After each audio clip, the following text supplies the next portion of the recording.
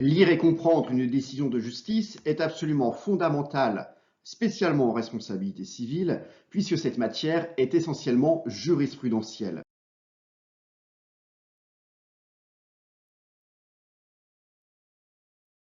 À jour ses connaissances. L'objectif de cette vidéo est de vous apprendre à identifier la décision de justice, à repérer la structure de la décision, même si aujourd'hui, des fournisseurs de contenu qui font appel à l'intelligence artificielle peuvent vous aider grandement, à isoler le discours rapporté et celui du juge. En effet, il est absolument dramatique de confondre les moyens d'un pourvoi et les motifs de la Cour de cassation. Cela conduit à de faux sens. Il faut comprendre le sens et la portée de la décision et se préparer ainsi à l'exercice du commentaire, commentaire d'arrêt ou commentaire d'autres décisions. Lorsqu'il y a une décision de justice en matière contentieuse, on a toujours une structure un peu semblable. Un juge qui est amené à trancher entre deux prétentions qui sont différentes. Ceci se retrouve à chaque étape de la procédure, mais nous allons décomposer ces étapes. Le jugement de première instance, tout d'abord. Prenons un exemple. Il commence par une identification de la décision.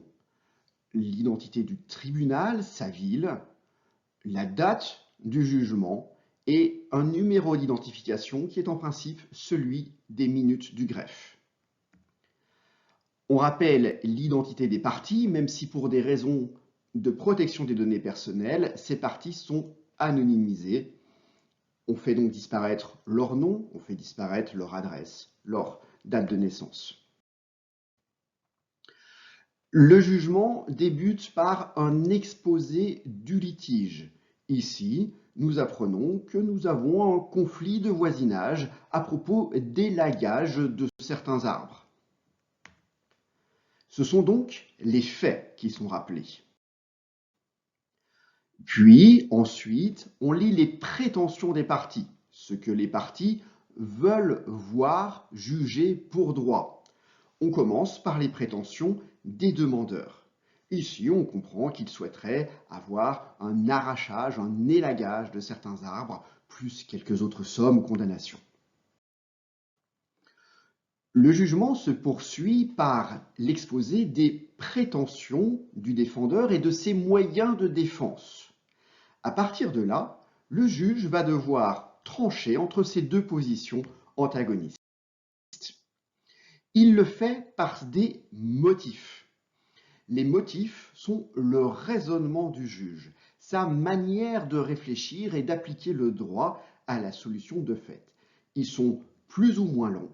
Ici, vous n'avez qu'un extrait. Attention, dans ces motifs, parfois, sont repris des arguments fournis par les parties. Distinguez donc bien ce que peuvent dire des parties et que le juge reprend pour raisonner, et de ce que dit le juge. La formule par ces motifs clôt les motifs pour amener le dispositif. Le dispositif est véritablement ce que le juge a décidé, a tranché. Ici, certaines demandes sont rejetées, d'autres sont acceptées. Et si le jugement est contesté et va en appel, l'arrêt d'appel, qui est encore une décision du fond, est assez similaire dans sa présentation à la décision de première instance. Mais on reprendra le dispositif du jugement de première instance et surtout les prétentions des parties doivent se comprendre par rapport à ce jugement. Il est possible que l'appel ne porte pas sur tous les points du jugement.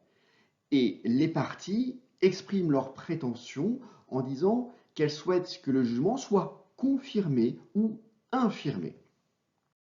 Dans cet arrêt d'appel où nous avons une chute sur un pied de parasol, nous commençons d'abord par un rappel du dispositif du jugement entrepris. Se poursuit par les prétentions des parties, D'abord, les parties appelantes, qui étaient défendresses en première instance, on recherche leur responsabilité. Ensuite, les prétentions de l'intimé, la partie qui était pourtant demanderesse en première instance, ici la victime. Si un pourvoi est formé, l'arrêt de la Cour de cassation doit se lire de manière un peu particulière. Quelques rappels tout d'abord.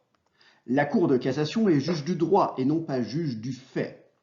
Ce qui signifie que devant la Cour de cassation, ce n'est pas tellement la position du demandeur au pourvoi et celle du défendeur au pourvoi qui viennent s'affronter, mais plutôt celle de la Cour d'appel et celle du demandeur au pourvoi. Autre conséquence de cette caractéristique de juge du droit, c'est que la Cour de cassation n'a jamais indemnisé personne, ni d'ailleurs refusé l'indemnisation de quiconque. Elle se prononce pour rejeter un pourvoi ou casser un arrêt. Mais à proprement parler, elle ne décide pas sur le fond de la responsabilité civile. D'ailleurs, quand elle rejette un pourvoi en estimant qu'une question est laissée à l'appréciation souveraine des juges du fond, on ne peut guère en tirer d'enseignement, que ce soit pour le commentaire de la décision ou que ce soit pour reprendre cette décision dans un cas pratique, sauf à considérer que le point en particulier n'est pas contrôlé par la Cour de cassation. Devant la Cour de cassation, deux issues sont donc possibles. La première est le rejet du pourvoi. La seconde est la cassation de l'arrêt d'appel, avec ou sans renvoi. Une cassation se fait pour un certain nombre de motifs de cassation. Il y en a 9, mais les plus fréquents sont la violation de la loi, le défaut de motif, le défaut de base légale ou la dénaturation d'un texte. Ouvrez un ouvrage juridique, idéalement un dictionnaire de langue juridique, pour vérifier le sens de ces différents mots. Prenons un exemple qui correspond à un arrêt de rejet de la rédaction ancienne des arrêts de la Cour de cassation. En effet, en 2019, la Cour de cassation a changé de style de rédaction. Il faut maîtriser l'ancienne et la nouvelle. Dans l'ancienne rédaction, les arrêts de rejet et les arrêts de cassation n'étaient pas rédigés exactement de la même manière. Dans cet arrêt de rejet, la Cour de cassation commence par un premier attendu qui correspond à un exposé des faits. Ensuite, elle va exprimer les moyens du demandeur au pourvoi. Elle exprime donc longuement les moyens qu'elle ne va pas adopter puisqu'elle rejette le pourvoi. Par la suite, elle va reprendre les motifs de la Cour d'appel, mais à l'intérieur de ses propres motifs. Les motifs de la Cour d'appel n'existent donc que parce qu'ils sont repris. Enfin, le dispositif indique ici le rejet du pourvoi. Dans la rédaction ancienne, toujours, si l'on s'intéresse à un arrêt de cassation, il se présente légèrement différemment. Il commence cet arrêt de cassation par un visa. Le visa, c'est le texte, éventuellement le principe qui va fonder la cassation. Ce visa est absent dans les arrêts de rejet. Quelques faits sont repris. Lorsque ce qui suit immédiatement le visa n'est pas un attendu concernant les faits, mais un attendu de principe, on appelle cela un chapeau. Le chapeau est facultatif, il est absent ici. Quand il y a un chapeau, il y a une importance particulière à donner à l'attendu qui est placé en chapeau. Dans un arrêt de cassation, les moyens du demandeur au pourvoi n'apparaissent pas réellement. Les motifs de la Cour d'appel, en revanche, sont réellement repris. Là encore, la Cour de cassation va longuement détailler ce à quoi elle va finalement s'opposer. Le motif ou les motifs de la Cour de cassation suivent et ces motifs intègrent le fondement de la cassation. Ici, il s'agit d'une cassation pour violation de l'article 1384 alinéa 1er du Code civil. Dans la perspective d'un commentaire, il est important de mentionner de la manière la plus détaillée possible ce fondement de la cassation. Enfin, la formule par ses motifs est suivie par le dispositif. Ici, la Cour de cassation casse et annule l'arrêt d'appel. La rédaction nouvelle est légèrement différente. Elle est plus longue souvent. Il y a des parties, les faits et procédures d'abord, puis l'examen des moyens et la réponse de la Cour. En effet, donc, la Cour de cassation commence par exposer les faits, puis les moyens du demandeur au pourvoi. Elle va donner un visa, puisque nous sommes ici dans un arrêt de cassation. Elle va reprendre les motifs de la Cour d'appel en l'encadrant de ses propres motifs. À la fin, il y a bien un dispositif qui est ici de cassation.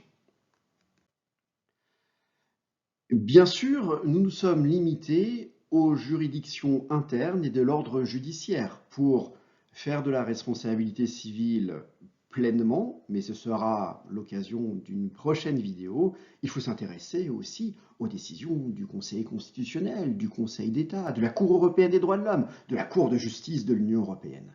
Mais en attendant, un conseil pour progresser dans votre lecture de décision, c'est de lire beaucoup de décisions. Bon courage.